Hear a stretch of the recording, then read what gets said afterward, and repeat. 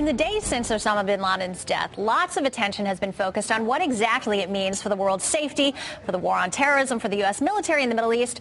Scott Bates is a regular guest for us when we need to talk about world affairs. He's been on more than 24 trips to the Middle East, leading U.S. democracy assistance efforts there for the past several years. He's vice president of the Center for National Policy in Washington, D.C., and he also serves as the police commissioner in his hometown of Stonington. Scott, thanks for coming back. It's great to be with you, Lori. Thank you. If you could talk about, the automatic question when we all heard about this for lots of people was, does that mean that we're safer now?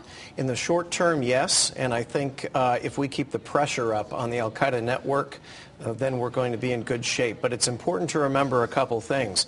One is that Israel in the past killed the head of Hamas and killed the head of Hezbollah, but both of those terrorist networks stayed intact, and other people came up from behind and took over leadership. So right now, al-Qaeda is scrambling. They've gone underground, and I don't think we'll hear too much from them. But in the near future, there's going to be several other al-Qaeda leaders who will want to prove themselves and try to hit us where it hurts. Is there any natural predecessor at this point? Anyone that we know? Not really, because the number 2 in al-Qaeda is a very divisive figure. He's not very popular. He's kind of an operations guy. Mm-hmm. But if you look at al-Qaeda, they've gone from a strong central command and control where they absolutely depended on bin Laden to now they're more like independent operators, and they have centers in the Arabian Peninsula, in Yemen, in North Africa. So we can expect to see them try and hit Western targets. They probably won't be able to hit the United States, knock wood, or attempt to do that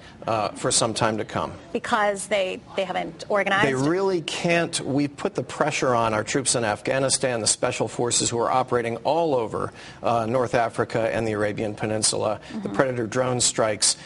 More al-Qaeda leaders have been killed in the last 2 years than 5 years before that. So that pressure has driven them to ground. However, they're still going to try to organize, but it's hard for them to pull off a spectacular event like 9/11. So it doesn't mean, unfortunately, people had been hoping that maybe this would mean that the troops could come home sooner. Just this week we saw that Connecticut deployed Marines, including Senator Blumenthal's son, to Afghanistan. So it's not going to affect that timeline? I think the kind of troops we use in the future are going to be different. The kind of troops that you saw take out bin Laden, those are exactly the kind of troops that we need to prosecute the war on terror. Low profile, highly trained. Mm-hmm. The days of invading and occupying countries should be over for the United States and the Middle East. It backfires on us. What we do need to do is work with allies and partners on the ground and work just as our SEAL teams did to take out bin Laden.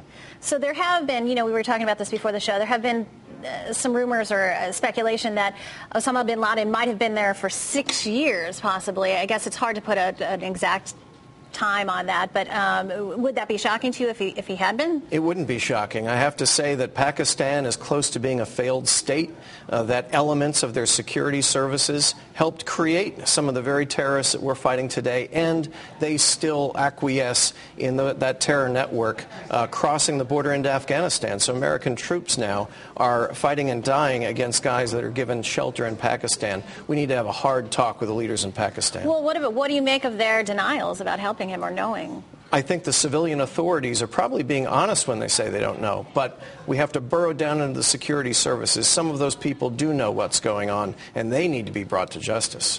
Was it right for the administration to not release the picture of bin Laden's death, and why? I think that was a smart move for a couple of reasons. The first and foremost is tactical, which is this, that when we woke up the morning that bin Laden was announced that he was killed, all we knew was deed was done, body was dumped, and that's it. That sends a very powerful message all through the Muslim world. I have to tell you, the audience we're going for should be a tribesman in Afghanistan who doesn't even read or write, because those are the recruits to al-Qaeda. Mm-hmm. And that tribesman now is looking and seeing bin Laden as a failure. He disappeared from the face of the earth.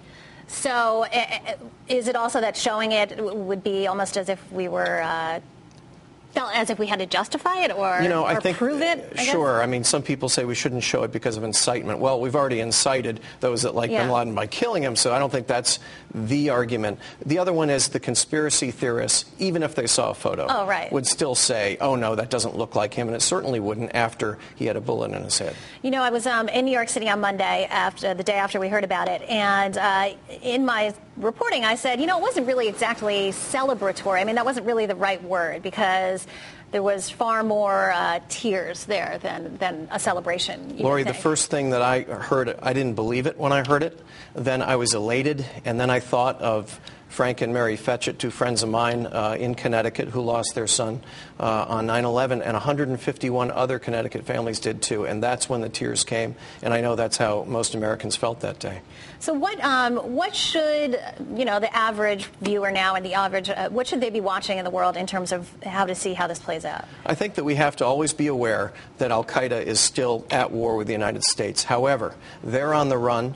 We should go ahead and live our lives, be vigilant, support our first responders, support our troops, but go about the business of being the best country we can be and not let them occupy too much of our thoughts. I know that there were some safety regulations and such and worries about a possible attack that were raised in the days after. I mean, is that still valid now, you think? Or? Yeah, we always have to be vigilant, and I think what we have to really be on the lookout for, and you can see it from the beefed up transit security, is that they may not be able to pull off the spectacular events like 9/11 just now, but lone wolves or two people operating, they might try to pull off something to get some attention. So will you be making another trip soon, or? Perhaps. Don't know yet. All right. We always appreciate your time and your information. It's very good to talk to you. Thanks so much. Thanks, Scott. Coming up next, we're going to talk about a proposal to make school safer for school workers.